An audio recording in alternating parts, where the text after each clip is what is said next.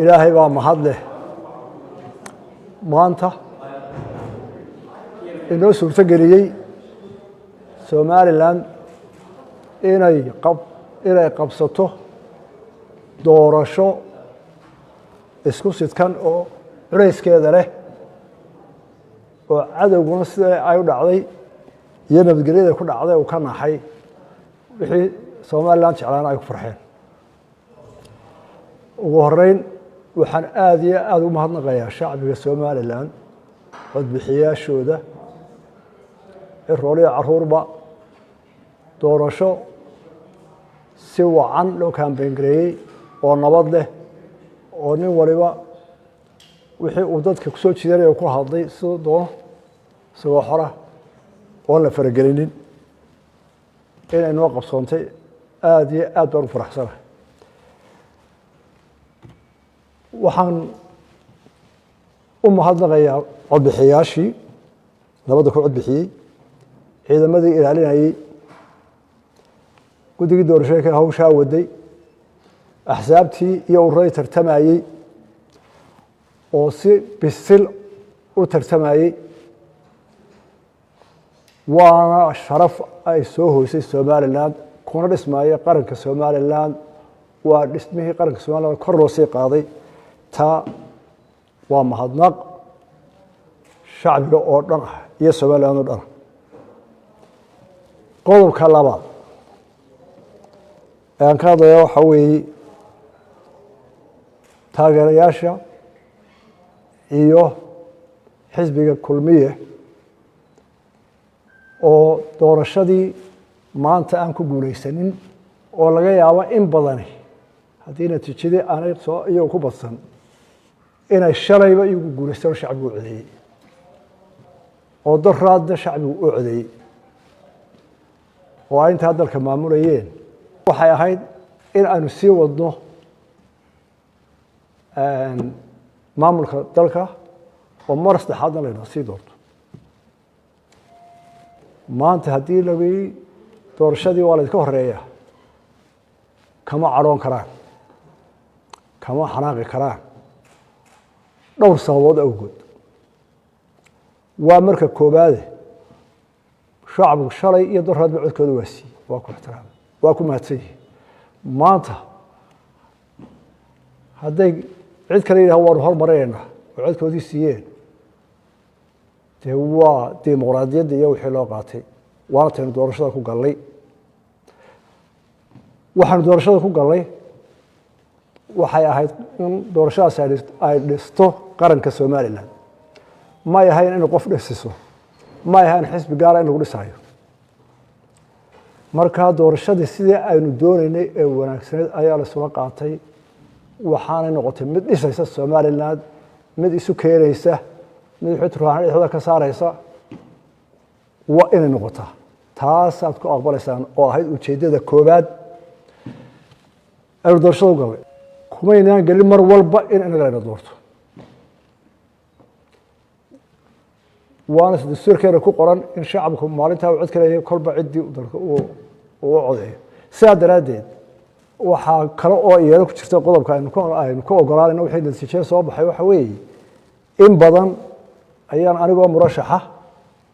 oo madaxweynihii dalka ah oo xilka intaa leeg haya ka ballan qaaday maalin warar hadlaba in aan aqbalayo natiijada soo baxaysa aniga iyo xisbigayga iyo intay codeysay ballan aynu qaado lahayd oo in badan ummadda u sheegnay waa ballan weyn te ballantan qaadana ka baxayno shacbigeena u sheegnay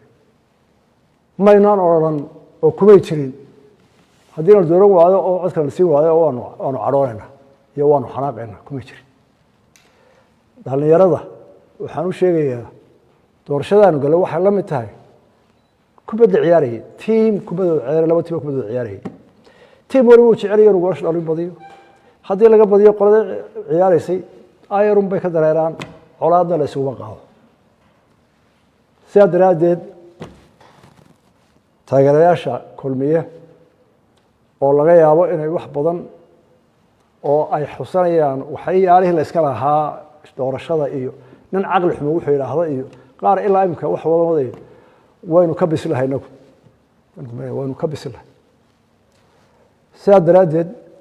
kuwa la doortayna waa kuwii aanu isnaqaanay uun waa kuweeni uun waa Soomaaliland dariska ta saddexaad aynu u aqbalaynaa waxaa ka mid tahay doorashooyin badan baynu soo marray natiijada markay timaado kuwii la aqbalay waynu ku guulaysanay dalkaa ku dhisnay horumar baynu ku gaadhnay kuwii la isku diiday khilaaf ka yimidna dib u dhac iyo khasaare ayaa inaga gaadhay sidaa daraaddeed haddaynu kulmiyo nahay iyo intii codaysay ee ku soo biirtay iyo intii ka qayb gashay taageeradeeda iyo xisbigaba waxaa ku waajiba oo aan leeyahay waxa inagu waajiba inuu gallay ballantaa dadka iyo shacbiga iyo qarankaba inaanu aqbalno natiijada waxaan halkan ka caddaynayaa inaanu aqbalay natiijadii doorashada ka soo baxday oo uu ku guulaystay xisbiga wadani ayaan halkan ka caddaynaya shacbiga u sheegaya oo sharcina tahay sharaftuna tahay qaran dhisuna yahay ma aha maalin aynu murmayno oonu isku qabsanayno oo dhexdeena khilaaf ka imanayo waa maalin aynu wada guulaysanay oynu qarankeena kor u dhisnay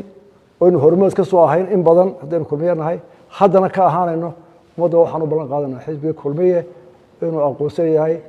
oo aanu hambalyeynayno madaxweynaha cusub la doortay cabdiraxmaan waa hambalyeynayna xisbigaana waa u hambalyeynaa guusha ay gaareen qarankana waanu wada dhisaynaa kaalinteedii hormoodkeedna waa ka ahaanayna dhalinyarada ka xanaf qaadanaysa wax social mediaha ka jira iyo dadka caadifadooda kacsan tahayna waxaan leeyahay hala dego haddaad doonayso qarankaaga aad dhisto aqbal natiijada wax ka dhis qarankaaga waxaad qofkayga sayaanadu cadhoon waana dib u dhici qodobka saddexaad waxa weeye qaranka Soomaaliland maanta guul buu joogaa sidaa aad u codayseen nabadda ay qaran ku dhisaan madaxweynaha la doortay xilka loo dhibay xil culus baa fuulaya ee la shaqeeya dulqaad badan hal la muujiyo qarannimada hal la dhowro waxa dhalinyarada iyo miidiyaha ka socday in caqli xumo wuxuu deemiyay ciidan wax ka hadlayaan ayaan la qaadanin waxaan leeyahay Soomaaliland baa guulaysatay kulmiye horumar buu ka ahaa haddana waa ka ahaanaya Soomaaliland waxay noo ballana qaran dhiska Soomaaliland aqoonsigeeda oo aynu u wada guntano hadba ninkaa yimid ee la keeno ee maalinta la doortana in la iska rabtaago hawl badan baa u taalo oo u baahan yahay in lala dhiso si aynu guul gaadhno aad iyo aad baa mahadsantihiin dhammaantiin waa mahadsantihiin wasalaamu calaykum waraxmatullahi wabarakaatu